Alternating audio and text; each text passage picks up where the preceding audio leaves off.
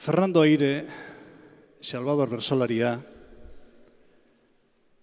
Urepelen jaiozan, eta Urepelen hiltzan hain justu ere, berari omenaldia egiten ari zitzaizkion egunean. Ehundaka euskaltzale, bersozale, lagun, adiskide, bildu ziren Urepelen omenaldia egitera. Eta bersolariak kantari ari zirela, bihotzekoak eman, eta antxe, herriko plazan hiltzan Fernando Aire, Salvador. Salvador hilda, oihu horrek Euskal Herri guztia zeharkatzu duzuen igande arratsalde hartan.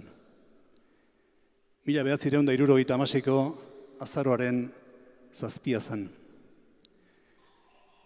Orain dela gutxi, abenduaren 4ean, beste horrelako oihu batek, beste horrelako zartada batek, zirrara batek Euskal Herri guztia pasa zuen. Xabier Lete hilda. Orain entzungo dugun abesti honetan, Salvador eta Xabier Lete betirako, behin betirako, elkartuta daude Euskaldunon oroimenean. Behin betirako. Salvadorren izena eta Xabier Leterena dauden bezalaxe. Salvadorren baserria, han Urepelen, herritik irten eta Aunamendietara igotzen hasitako malda hasieran dago. Eta bere hartaldearen larreak ere, antxe, Aunamendietan gora, bere hartzain etxola ere bai.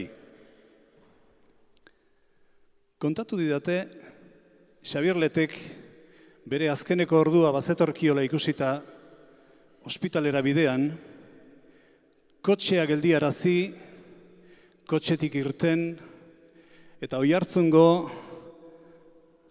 arkaitzetara, Oiartzungo mendietara begira egon zala. Uste dut hemen Aizkorriko magal honetan, inoiz baino giro ederragoan entzun dezako egula kanta hori Salvadorren heriotzean.